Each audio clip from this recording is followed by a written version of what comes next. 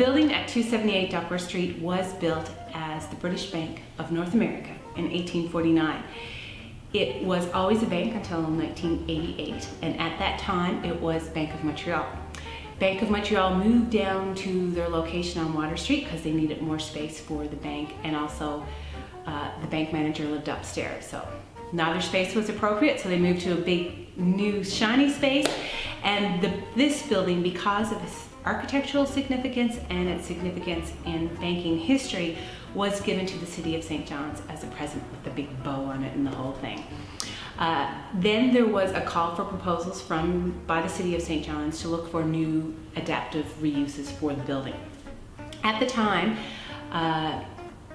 Don Beaubier and some other people who worked for the Avalon Community College put together this huge proposal, and they were successful to get funding from HRDC, which was Human Resources and Development Canada, to renovate this building and to make it a home for the textiles program.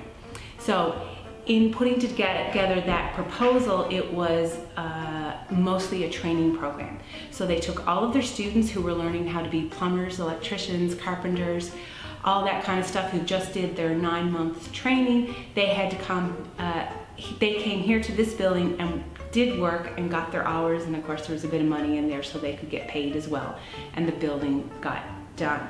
They also had a historic renovation program where people learned how to do the plaster walls, and in the parlor and a couple other places there was water damage to the plaster molding, so they learned how to recast, make molds, and to reestablish them and return the building back to its glory.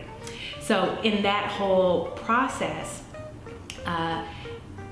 they made the building a special place for the textiles program. They kept all of the nice features, the woodwork that you see in the stairs, the fireplaces. They kept all those things, but also made it a much nicer place and functional place for the textiles program. When the building opened in 1992, they were deciding what to call it. So they decided to call it the Anna Templeton Centre for Craft, Art and Design, and that was to honor Miss Templeton's lifelong contribution to craft development. She was organizing secretary of the Jubilee Guilds, president of the craft school, and then worked with the Department of Craft Education, which in Newfoundland we were very fortunate to have for a very long time.